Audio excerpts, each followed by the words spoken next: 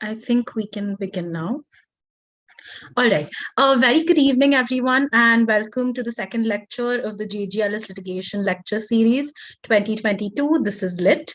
My name is Professor Avantika Chawla, and I'm an assistant professor here at Jindal Global Law School. Before I forayed into academia, I spent 2 years practicing in courts in Delhi, representing victims of child sexual abuse. I am so glad that we at JGLS were able to carve out the space to give you all insight into the litigation world, which is adrenaline-inducing and nerve-wracking all at the same time, as I'm sure Mr. Saxena will go into. I'm delighted to welcome on behalf of JGLS our very inspiring guest speaker for today's session, Advocate Nipun Saxena, who's an advocate at the Supreme Court of India. Mr. Saxena is a practicing advocate in the Honorable Supreme Court of India and frequently appears in high courts and other judicial and quasi-judicial tribunals. Having apprenticed under the Additional Solicitor General of India for CBI and the NIA matters, he has assisted in various high-profile cases. On the civil side, he has appeared in matters ranging widely from real estate to company matters, security transactions, excise, and has acquired expertise in international investment arbitration matters as well. On the criminal side, he appears in special legislations, including the Anti-Decoy Act, Prevention of Corruption Act, CBI matters, NDPS, and IPC.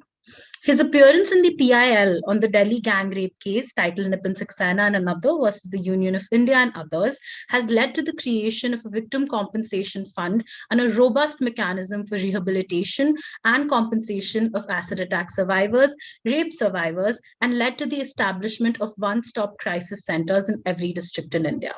The Supreme Court of India also passed directions for the protection of identity of minors and women who are sexual assault survivors. And they also passed a volley of directions pertaining to protection of identity of rape survivors. His interest in the field of substantial questions of law of general public importance and public legislations has earned him critical acclaim. His critique on the Communal Violence Bill was not only documented by the Parliament, of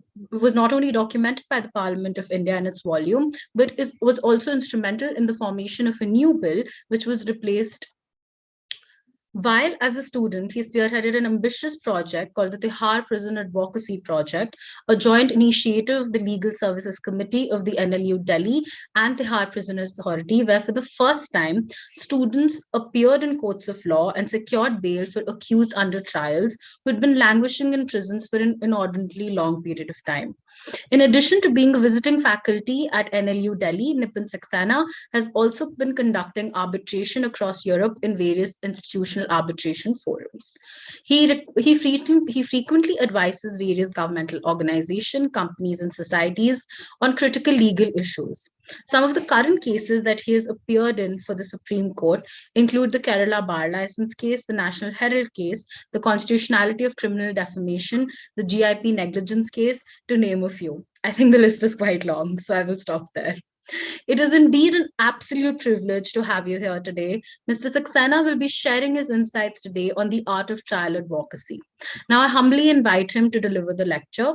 And just for the knowledge of the students, I will be taking up questions from the students in the comment section towards the end of the session.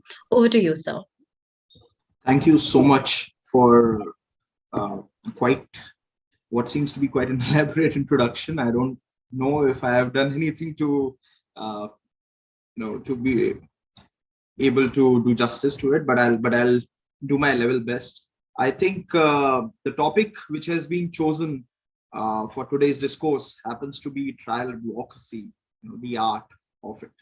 And this is a subject which has been very, very, it's been a subject matter of discourse across generations of lawyers, generations of law students, professors, academia. And also it has been extremely, extremely pivotal for, gaining your understanding if you are to take up, a job of a lawyer, a litigator. Because what usually happens is that trial court is the first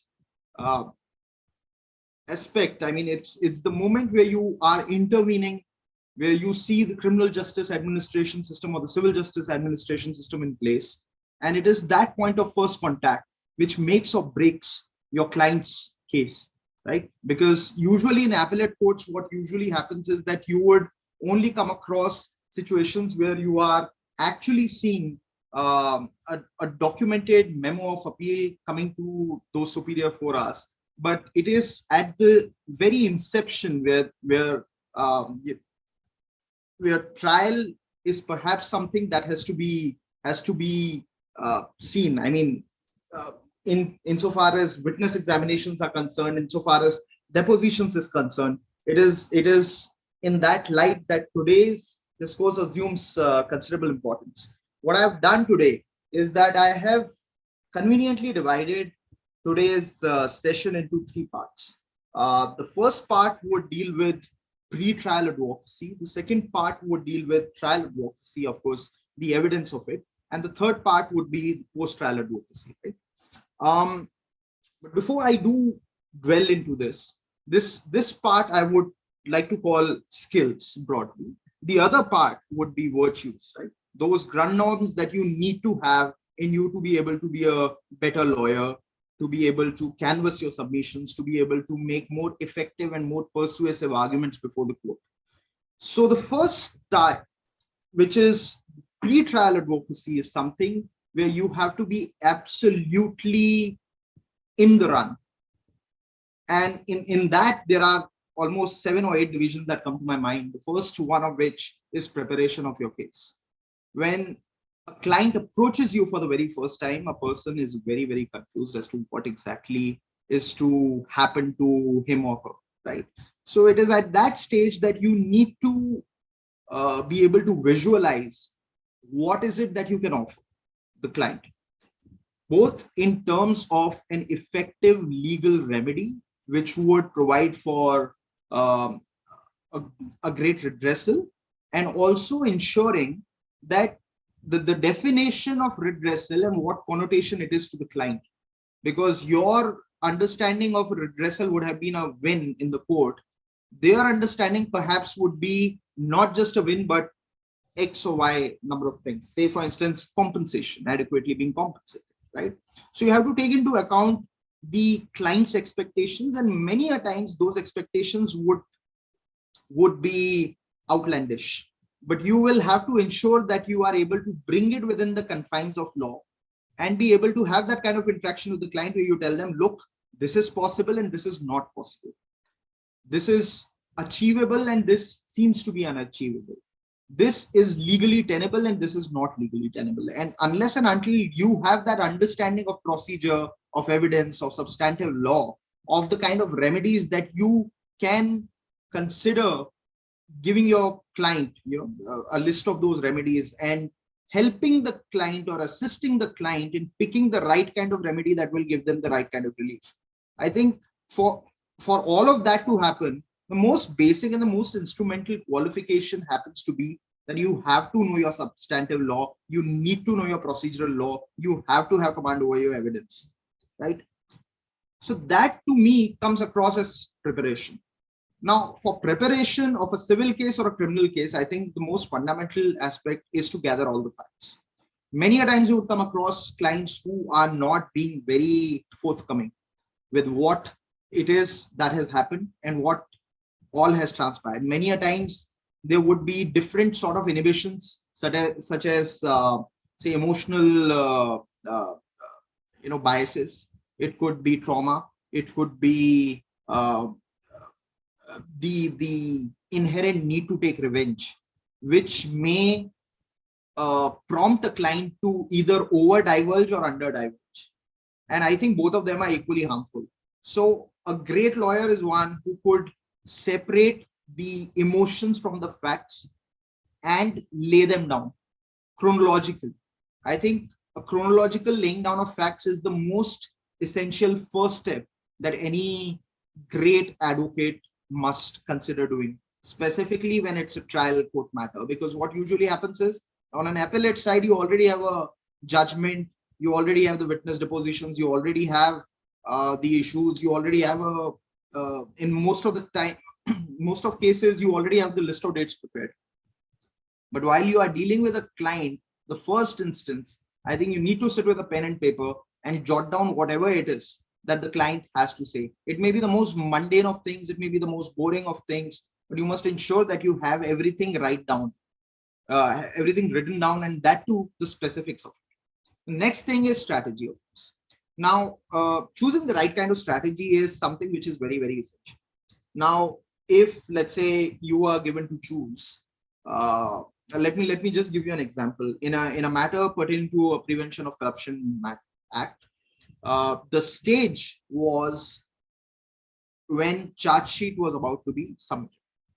Now, before charge sheet was about to be submitted, there is something called a requirement of sanction to prosecute under Section 19 of the Prevention of Corruption.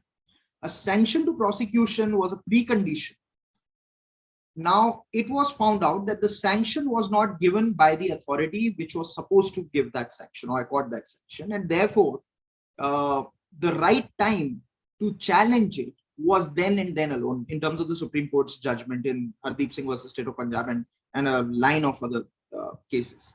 But what happens is that the client did not avail that opportunity, and by the time the entire trial had taken place, it was already 2.5 years since then, and it was later on that the client realized that, oh, had I challenged it at that instance itself, there would have been no need of a trial, because the entire trial was rendered void if the sanctioning authority is not a requisite sanctioning authority, right? So sometimes, had the person been given that advice at the very inception itself, it would have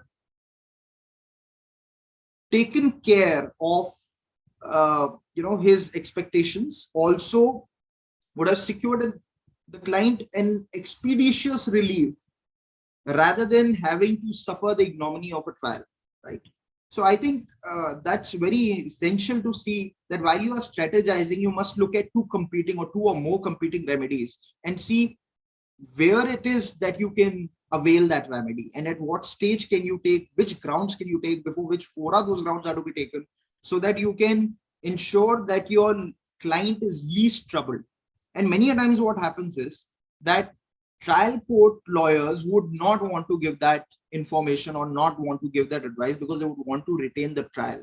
Many a times what happens is many trial court lawyers, unfortunate as it is, would want to retain the client for the entire purpose of the trial, right, for reasons best known to them.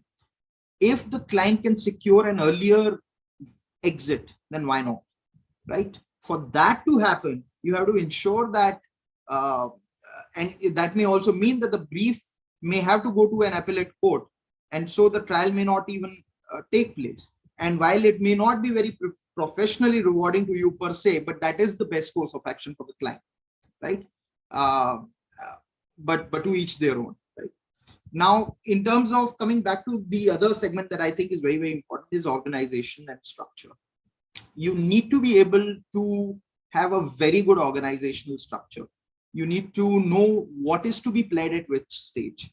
Say, if there is a matter where in a civil dispute where there's a plaint which has been filed, there's a written statement which has come on board, then ideally a strategy would be, and if you feel that the plaint does not disclose the cause of action or that it is barred under a specific statute, then the best way forward is to immediately move an application under Order 7 Rule 11 to reject the plaint.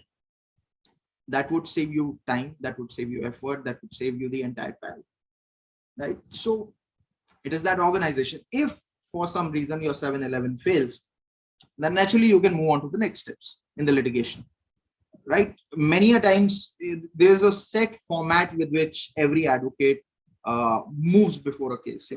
This is the way they strategize, and no two formats are right or wrong, because a case is very customized to its own liking, and therefore one or the other remedies may have little or no application. What may have worked for X case may not necessarily work for Y case, right?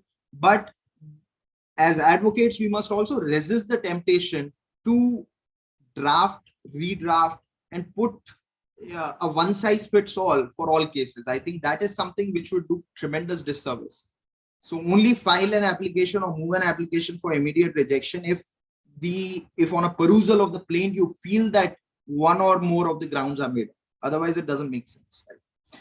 Next, which I believe is very, very important, is going through the evidence.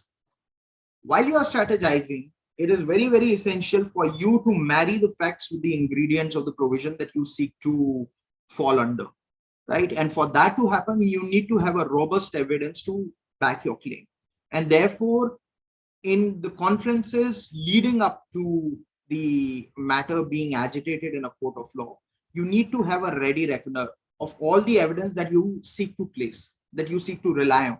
Because unless and until you are evidence ready or heavily backed up by evidence, then you won't stand a chance, right? And also in terms of evidence, there are certain evidences which are better than the rest. There are testimonial evidences, there are expert witness evidences, there are evidences dealing with forensics. Depending upon the case, nature of the matter, you would have to see which is your best, foot forward, and you have to put that best foot forward. So if you, and that would also entail choosing between which of the two evidences are more compelling than the other. And you must place them all. You must always ensure that while you are preparing a case, or while you are filing your plaint, or while you are filing your complaint under a 200 CRPC, the entire gamut of evidence must be placed on record so that it makes for an overwhelming prima facie case before the court.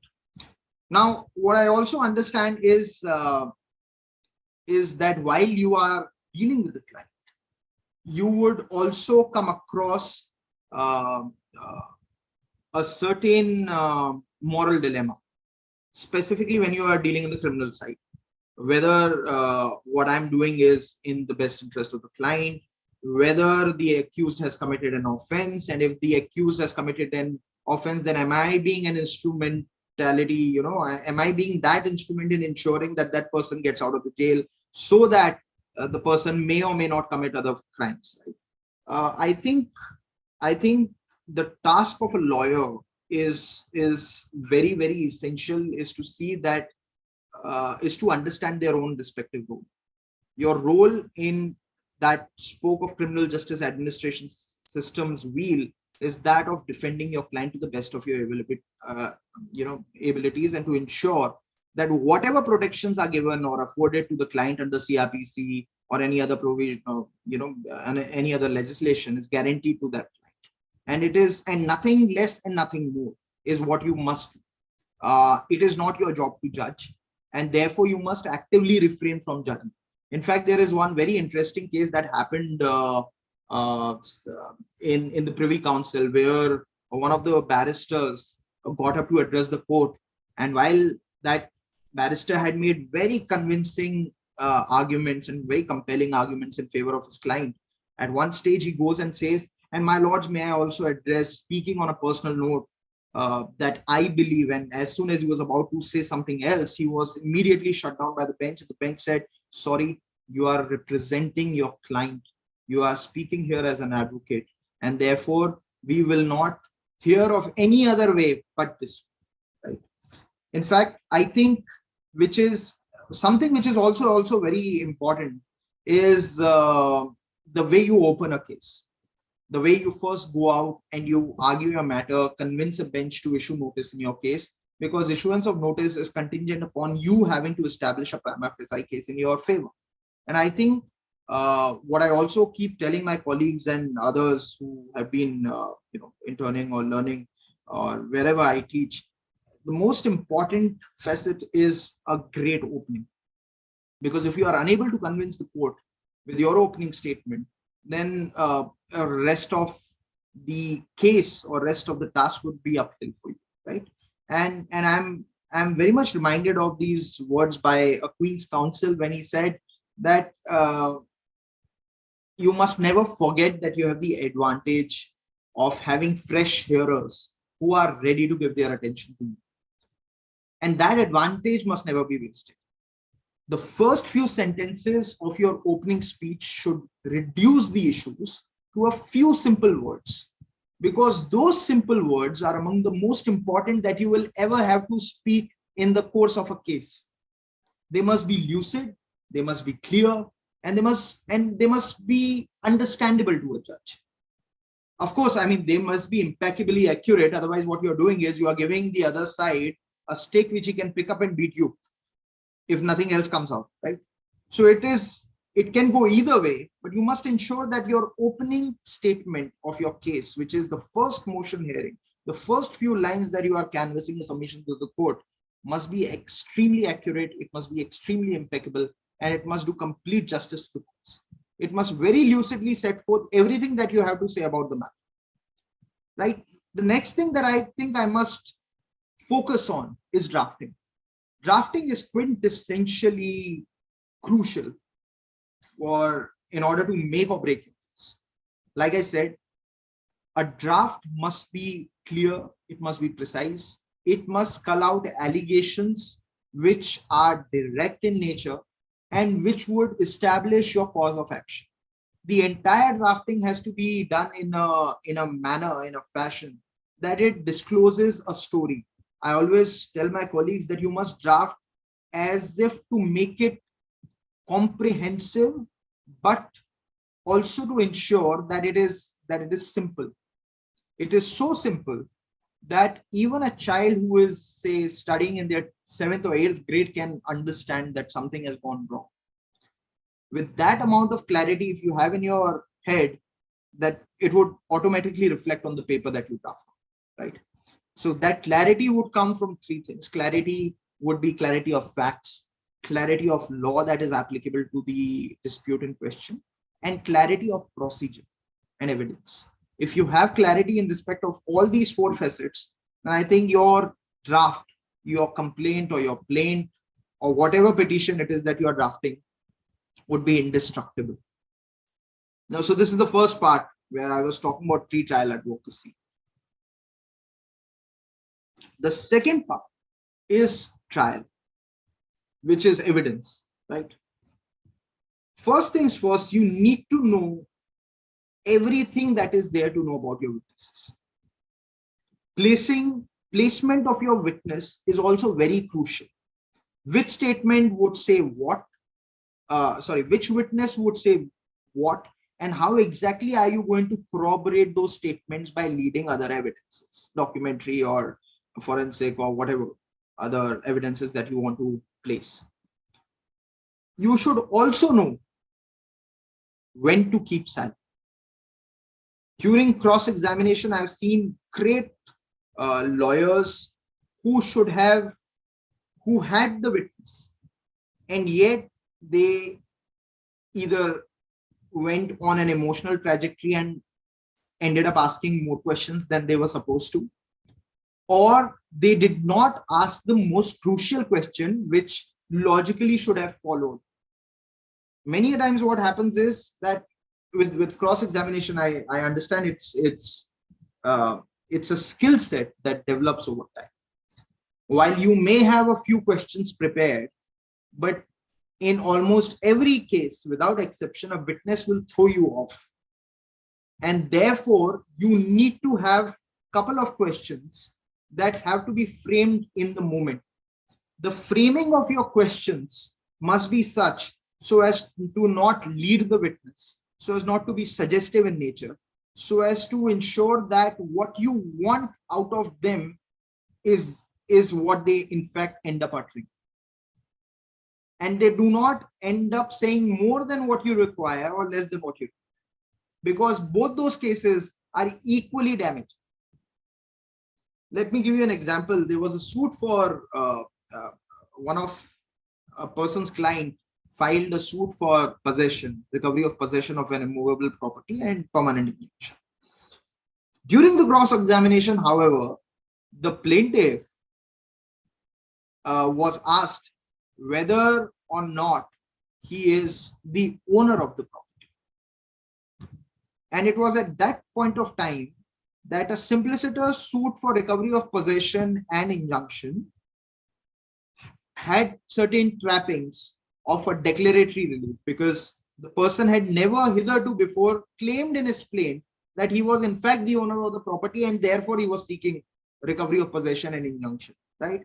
So when that question was put to the plaintiff, And when the same question was put to the defendant asserted that no, I am the owner of the property, and therefore now the suit will change. The nature of the suit changes, because now it no longer remains a suit for recovery of possession. It also now becomes a suit for declaration, because the plaintiff failed to urge it when it mattered the most. It is therefore that cross-examinations have a paramount significance, because of course, in addition to testing the veracity of the claim that is being made by the witness, it also is important in the greater exercise of finding the ultimate truth in a dispute. Right now, what I've also been seeing is what to ask and what not to ask. A general guiding parameters have been laid down in section 146 of the Evidence Act, which clearly says what kind of questions can be put to a client, what kind of questions should never be put to a client. You can challenge the veracity, the credibility of a witness statement. You can make questions. You can, after taking due permission from the court, even ask leading or suggestive questions. But in so doing, if it's a sensitive matter, say a rape case or a POXO case, then you cannot, by any stretch of imagination, pose questions or put questions which would have an invariable effect of questioning the character of the witness who is deposing on the stand. I think that is not only punishable under 228A of IPC, but it's also contempt of the court.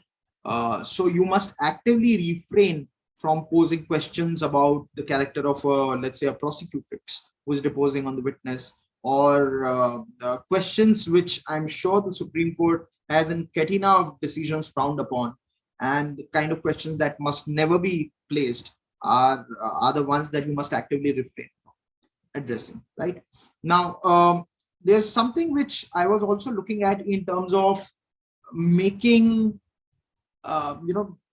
examining witnesses who are experts. And I feel that there is a very basic rule of thumb which was laid down by the great counsel Geoffrey Lawrence, who in a speech in 1930 to the American Bar Association said that however much your witness may know about the facts, whether he be an ordinary visual witness or an expert witness, you must always remember as a lawyer that he may have the advantage in the field of that particular knowledge which he claims to be an expert of, but you have the distinct advantage in the art of dialectic. He then goes on to say, keep your witness under control, lead your opposing witness along, and then as elegantly, as quietly, and as smoothly as possible, cut his throat. Proverbially, of course. Right? This is how exactly you ensure that the credibility of a witness is shaken. There are, of course, different methods, and that would require an entire lecture series on how best to carry out an effective cross-examination. But without further ado, I will move on to the next set, which is your effective use of Section 313 statements.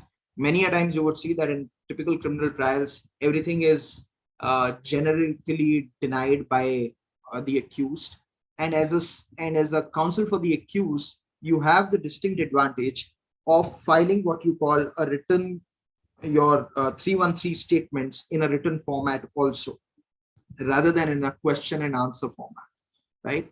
That gives you the opportunity to open your case, specifically when you're appearing for the defense, without any of your defense witnesses ever entering upon the trial.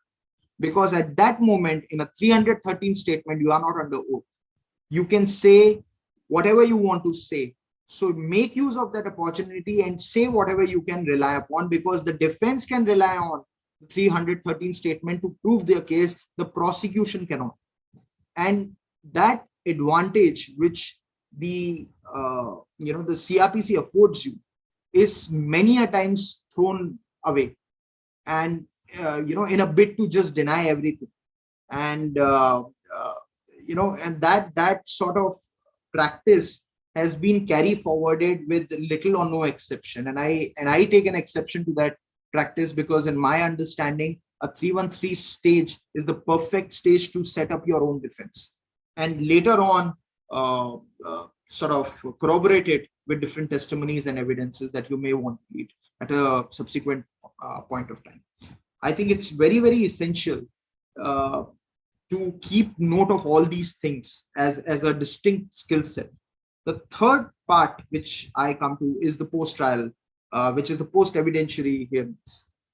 I think it's phenomenal the way the entire case could tilt on the basis of this final chapter, which is called closing arguments. Your closing arguments are a death knell to the prosecution story, if you are, of course, in a criminal trial, or depending upon which side you are appearing in the civil suit. Now, what all things should you keep in mind when you are about to give your closing arguments? The first thing I think is most important is persuasion. The art of persuasion has nothing whatsoever to do with how oratorically gifted you are, or how strong your case is on merits. Persuasion is a combination of so many factors that come into picture when you are making good your submission. It is the right combination of words, which words are best described, are best placed to use in this particular situation, and what would be the best foot forward that you want to place, which is the most strongest of arguments that you want to first canvass. And how would you establish that the case which is being led from the opposite end has no legs to stand? I think for persuasion, you need not fall into a cult practice of browbeating. You don't have to be loud, you don't have to be rancorous, you don't have to be very, very brash or abrasive about it. All that you have to do is to ensure that your facts are right, that the law that you are relying on is absolutely accurate and current, it's dynamic. And you have to ensure that whatever relief that you are seeking from the court, the ultimate result is to bring the judge to the same conclusion that you wanted to set for from the beginning. In fact, somebody had once tried to say that that the best of closing arguments are the ones where you feel that the judge is coming to the same conclusion as you wanted them to come, except the judge is made to feel that that conclusion is being arrived at by their own selves rather than you taking them. But the art here is to ensure that it is you and you alone who are doing this. And while the judge is coming to the same conclusion, it was you who were putting those breadcrumbs in the place so that the ultimate conclusion is what you both ultimately stand on the same page to canvas, right? I think what is also important is that you must be very simple in your arguments. You must not fall prey to gibberish or huge, very academically enriching words to convey a point which is very short and very simple and very precise, right? There has to be a little element of humor involved. I distinctly remember there was a particular matter which was going on in the United Kingdom Supreme Court, and there was a particular justice by the name of Mr. Justice Fields who had some sort of a hearing impairment, right? He was always in the habit of turning towards the counsel and say, "Can you please come again? Can you please come again?" And once it so happened that there was a thunder outside, and he thought that there was a witness, or there was a lawyer who had interrupted the judge, and therefore he sanctioned the lawyer only immediately to realize that it was the thunder and not the lawyer, right? And so there was a lot of jokes which then went on his name. They say, what is happening to the judge? What is going on in these in that judge's court? He used to say only part heard matters, right?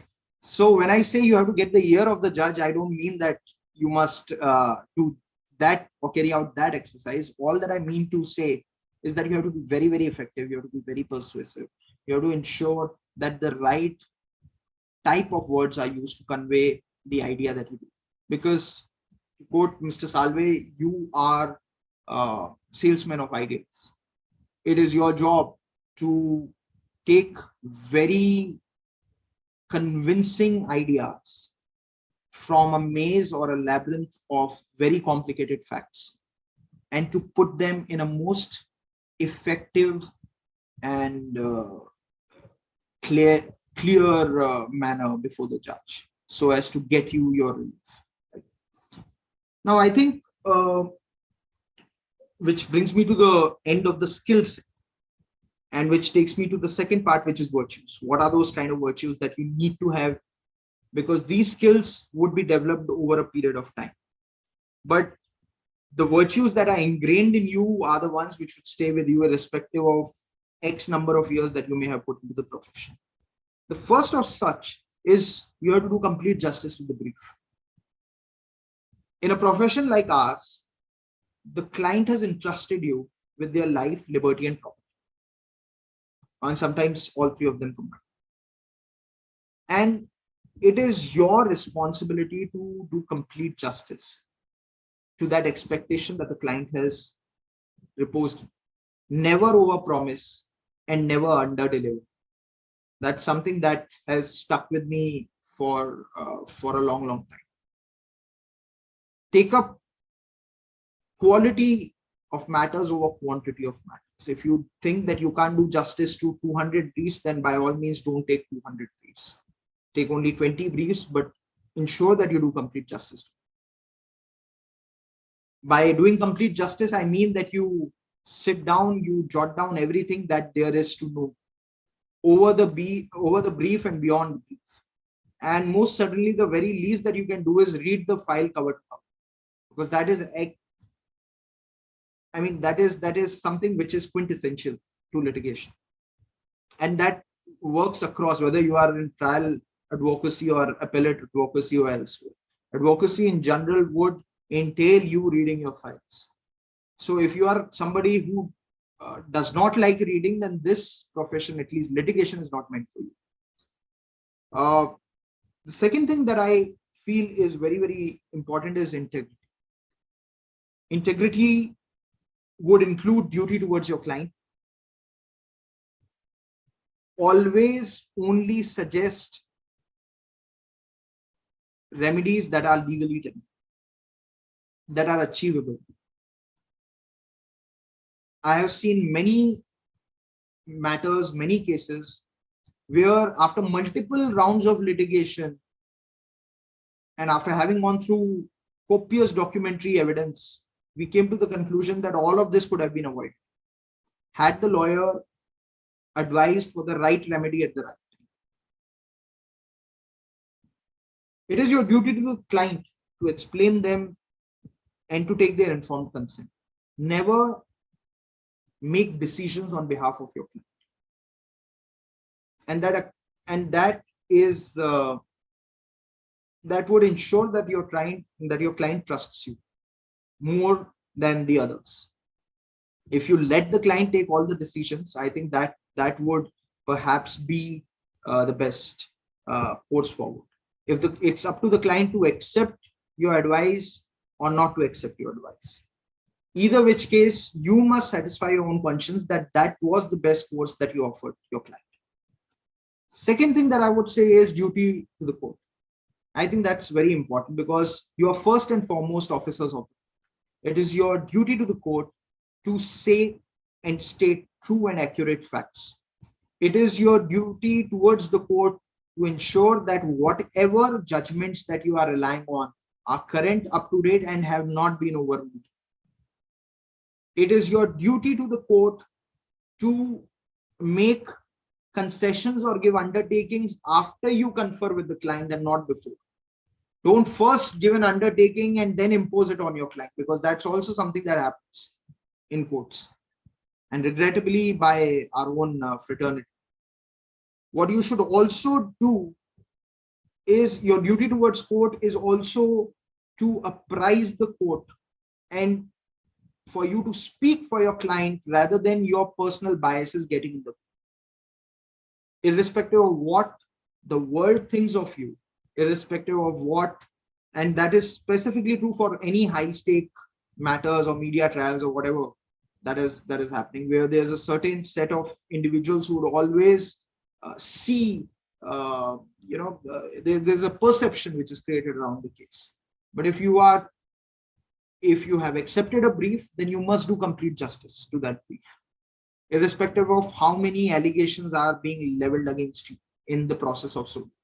So long as you are true and honest to yourself, to your client, and your brief, nothing whatsoever must stop. I think there is also another duty which is towards other counsels. You must be fair to them.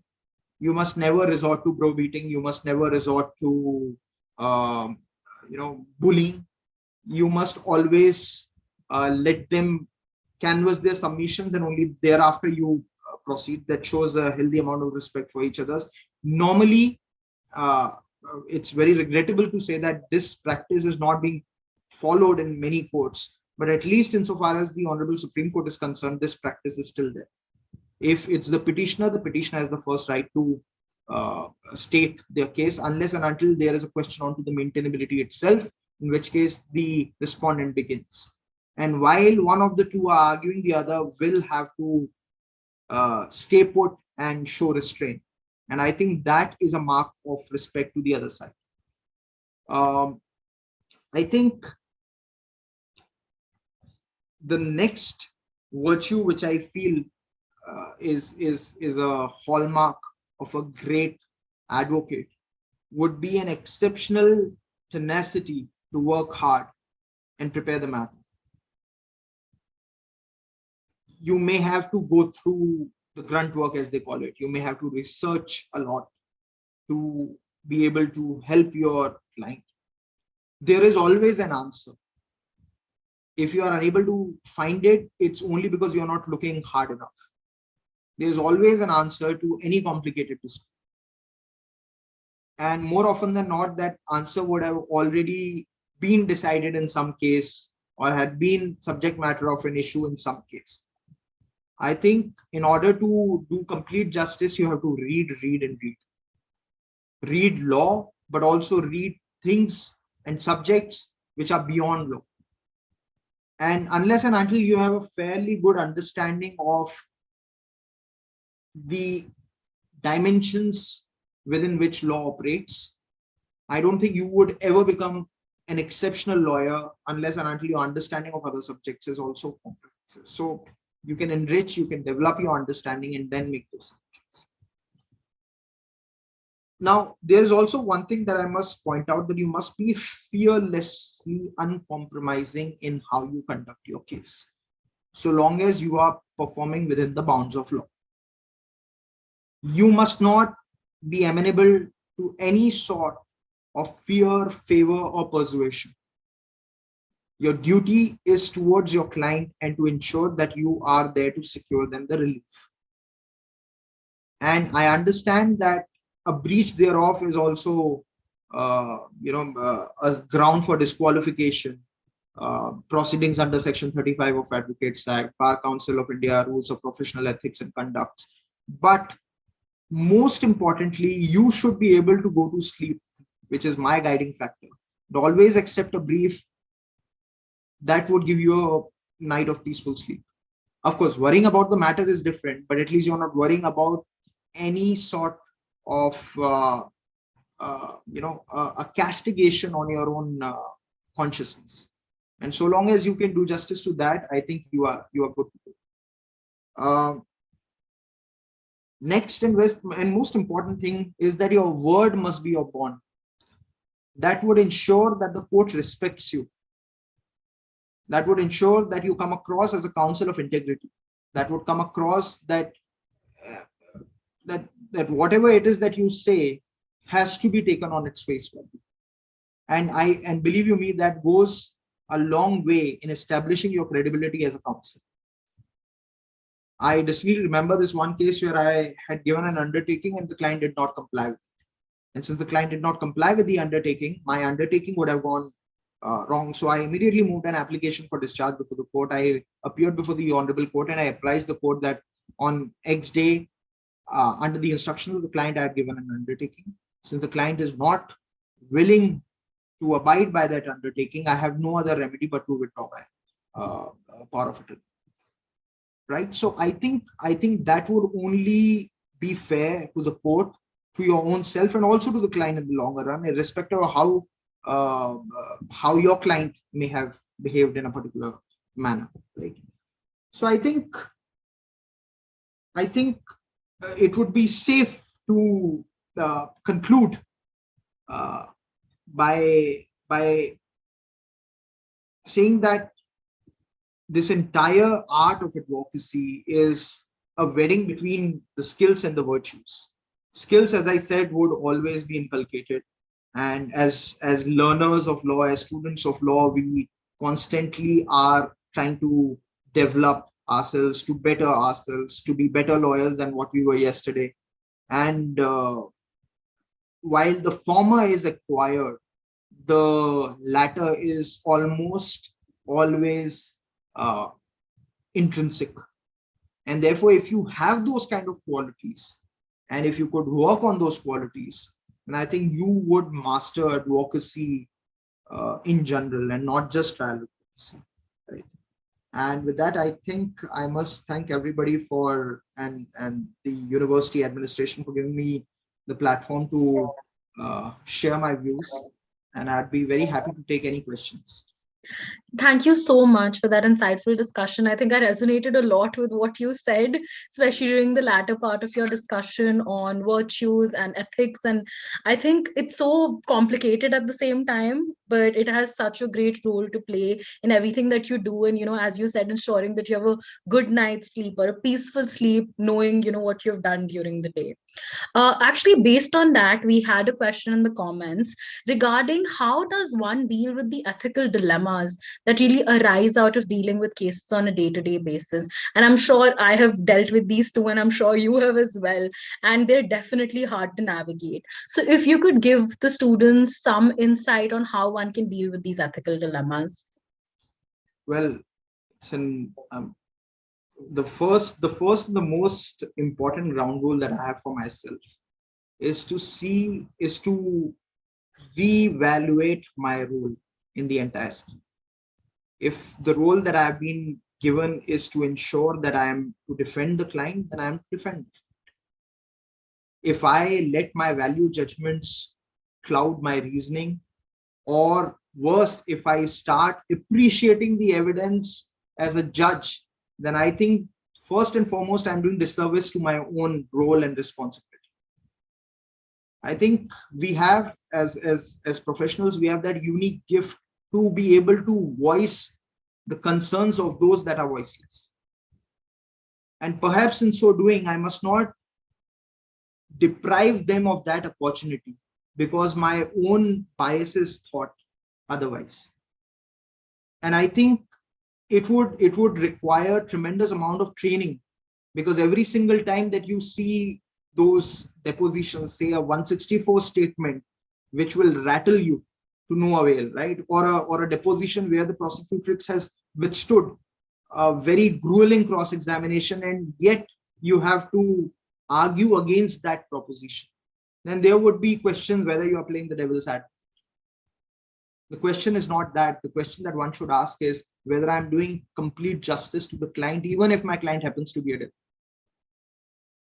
And a personal identifier would be that until and unless the last of the provisions that are there to afford protection are availed, until that moment, my duty does not stop.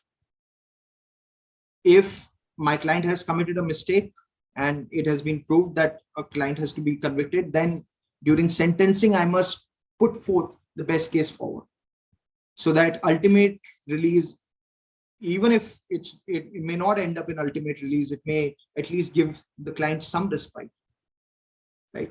I'm reminded of Mr. Jethmalani, who said that I only win 10% of my cases, but in the other 90% cases, Mr. Jethmalani almost always got the relief that he wanted, if not the ultimate victory.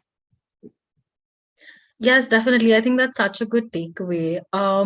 Another question that we have that was related to this is that how do we deal with clients whose whose whose essentially ability to consent or their ability to give you directions is really compromised under law? For example, if you're dealing with a child victim, right? Children don't essentially have the authority to directly have legal representation. So how do you really deal with those kind of situations where you may have a mentally incapacitated person or a child victim? How do you deal with those situations in taking in taking directions directly from them, because we spoke so much about your responsibility towards your client? So if you could just expand on that a little bit. Right. Well, the statutory scheme is very, very uh, beneficial in that sense, because the statutory scheme of, say, POXO Act, any other particular provision would not leave the child without any autonomy. There would be somebody who would be taking that decision on behalf of the child. There usually would be a court-appointed officer or a protection officer, or the nomenclatures may vary, but it is usually somebody who is uh, in a position to take decision on behalf of the person whose consent may or may not uh, be the best possible guiding factor there. But I think it's also important as lawyers that we must understand that there is a specific provision which prohibits us from being witness, because a lawyer must not be a witness in the case in which that lawyer is advocating. And by taking that kind of autonomy in your own hands, you are effectively becoming a witness, because then you are discharging that consent as somebody's, let's say, a caretaker of sorts, or a protection officer of sorts, or a guardian of sorts, depending upon what the nature of incapacity is. And I think that would be equally detrimental. As a client, what you can then do is perhaps either request the court to have a suitable person, so that somebody who has the means and ways to give or to accord that consent actually gives you consent. Or otherwise, courts have also evolved that growing jurisprudence where you have to handhold a client through the rigors of criminal trial. And there the way out for the lawyer is, it's a very, very difficult path to tread on, because while hand holding, you must not be the one who basically pushes the child this way or that way, or any person suffering from any sort of impairment. I think it's a very cautious line to tread.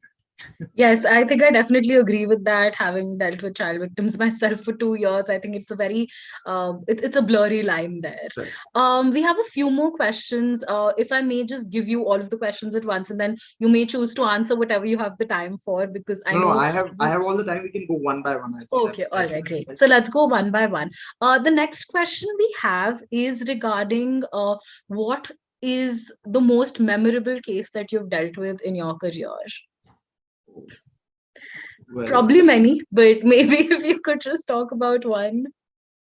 quite a few. I think the most memorable case that I had dealt with was a Decoy incident, where I was appearing for 12 accused, and there were 3 of those were proclaimed offenders, and 9 others. I mean, the allegation was that they had stopped the bus, which was going to a wedding, and they had lined up a couple of people, and it was almost a revenge. It was an act of revenge, and since their community or their caste had been wronged at some point of time, their relatives, so then they decided to take law into their own hands and shot down 5 of those people. The rest were abducted, and a ransom was asked for. Right, so it was a 302 there was dacoity provisions, and since this matter happened to be from my native state, Madhya Pradesh, there was a specific. So the interesting thing about the law there is that the provisions of the IPC which deal with robbery and dacoity have been repealed, and instead there is a specific statute called the Madhya Pradesh Dacoity Adhiniyam, which is in force, which which is very, very harsh in that sense. There's a reverse burden of proof, etc., and there's so many other things that are there, right? Attachment, etc. It's like a typical terror-related provisions which have been engrafted into this special statute, and therefore the case was very, very difficult in terms of trying it, because it involved understanding of the local caste dynamics. It involved understanding of the region from which these guys operated, planned, and executed. It involved reasoning of the terrains of Chambal Valley. It involved a very nuanced understanding of the local dialects. What may mean in a particular word in Hindi may not necessarily mean it the same thing in their dialect, right? But it was overall, it was a very interesting experience, and I enjoyed every moment of it. That sounds very thrilling. I think like challenging cases are definitely the most fun to deal with. I think the easy ones are not as fun. Absolutely. Yeah, we have two more questions for you. So the first one is, what was the hardest obstacle you overcame in order to become a trial court lawyer? I mean, you transcend, of course, way beyond, but so I think maybe you can say a lawyer in general. Well, I think the hardest obstacle that I had to overcome was there are too many obstacles, to be honest. But I think should we create a list of dates? No, that bit was easy. The one which I think was very, very difficult was to appear for an accused who I knew had committed 4 murders, and the client expected me to ensure that I mean, because it was the client's case that at least for this particular crime, that person had an alibi, right? And there were close to 27 witnesses which said to the contrary, and it was very, very difficult for me to get out of that own notion that I had in my mind, because that, irrespective of how well trained you may be, you still feel that, at least, but because this person has already been convicted of 3 offenses before, and what is to say that this was not the one that. Luckily, we had something called the CCTV footages of the area, which clearly demonstrated that that person was not even there. The entire place of crime, scene of crime, was fictitious. The person was in fact 300 kilometers away in a different place. So there, it was good in that sense. But the initial time, at least until the 26th witness was examined, I was constantly battling my own, notions, whether what we are doing is right or not, and what is the ultimate objective of these examinations. So I think it's there. All right. Thank you so much for that. We have 2 more questions. I'm sorry, it wasn't 2, it was actually 3. The second one is that it's a well-known fact that cross-examination is an art. That said, is it something that comes with practice, or do you have suggestions for someone who is just starting out? It's a loaded question. Yeah, it's that the answer would perhaps require 1 hour if I had to give, but let me compress it. I think for any starter, the first and the most crucial thing is to observe the seniors that are conducting cross examinations. Go to criminal jurisdictions where you see the real cross examination at play, specifically sessions trials, because they are amazing. I mean, it's a treasure trove of knowledge right there. Of course, you need to have that understanding of the context. Why is a particular question being put to a person, and what exactly and how could it have been done differently? Because many a times we see that if you are before an erudite scholar like Honorable Justice Lalit, who himself was a great criminal lawyer in his own right, uh, you would find the kind of question that he poses to a counsel. Why did you not ask this question in cross-examination? Why was this question not put to the client, right, or put to the witness? I don't think it was done properly, right? And it gives you that sense of nuanced understanding of how best to frame your questions. What answer are you looking to elicit out of the question that you have put? Study transcripts from previous cases where you would also see the kind of questions that are being put. Of course, unlike the US system where everything is transcribed, in the Indian system, you will only see the answers which are given and not the question. But it doesn't take you a lot of time, or energy to anticipate what kind of question would have elucidated the kind of reply which you see on the paper, right? So I think it's very, very important. Learn, observe, follow those people, read up on some great books on cross-examination. There is, I can give a personal recommendation of Clarence Darrow. His cross-examinations were considered to be the best in all of US, specifically his cross-examination of the Scopes monkey trial, his cross-examination in the Gottlieb and Gleb murder case, his cross-examination of the also the Chicago 13 cross-examination is very, very, very good. If you have to look at how cross-examinations have to happen, right? Unfortunately, in India, we don't have a transcript of cross-examinations which have been prepared because, of course, you know that trial courts are not court of record, and therefore that wonderful art is perhaps kept under those wraps, unfortunately for us. But there's a lot to be learned.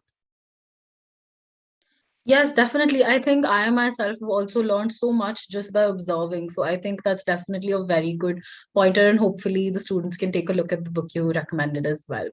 The last question that we have is, what is your favorite part of being a trial advocate? The favorite part is the closing arguments, without a doubt. I think the kind of empowerment that it brings with its own self, the ability to persuade the bench, the ability to help them lay down the correct proposition of law, and the ability to have played your little part in ensuring that your client gets their relief, right? And that reward is even more rewarding when you know that that the client was manifestly and genuinely wrong. There is no greater saving of the soul than to have come back with satisfaction, to have returned with that sense of satisfaction in your heart that you did a great job, right? And I think closing also is important because it's the culmination of all the effort that went while you were carrying out trials, right?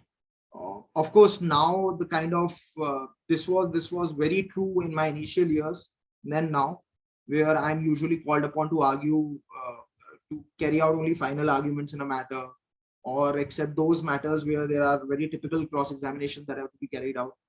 I usually am not that invested in trials as I used to.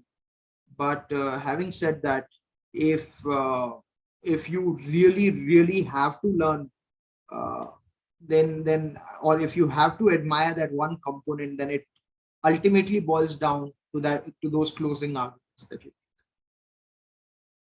That's so true. I think that was also the most thrilling part for me. I mean, I didn't get a chance to do too many, but Right. I think it was definitely the most thrilling part. And then being able to get that final order in your favor, especially knowing that you've been able to at least help met out justice in the smallest part. But I think that's definitely very thrilling. Thank you so much, sir, for taking out the time today. I am sure the students have been really inspired and have learned a lot. I definitely have.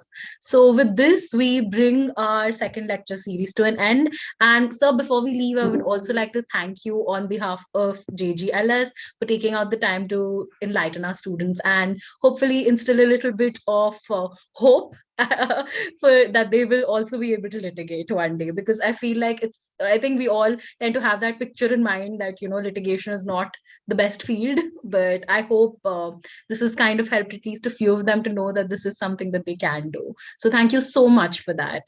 Thank you so much, Professor Chawla. Thank you so much to the entire organizing committee of the university. Yes. And I think it's a brilliant initiative, and it's very necessary. It's specifically in these times when we see in the aftermath of COVID, where students have had literally little or no exposure to litigation as it plays down in trial courts. I think it's a very welcome initiative, and kudos to the university for that. Great. Thank you so much. And with this, we come to the end of the second lecture in the litigation lecture series. And we look forward, students, to your active participation in the next lecture, which is scheduled for next week. And we will we will circulate the details for that shortly. Thank you so much, everyone. Have a wonderful day. And thank you so much again, Mr. Saxena, for your time. Have a wonderful weekend. Bye-bye. Very same. Good evening. Bye-bye.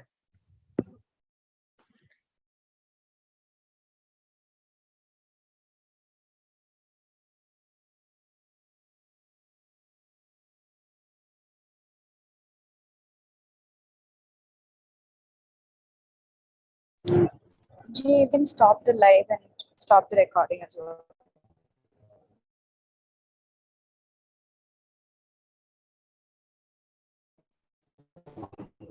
IT team.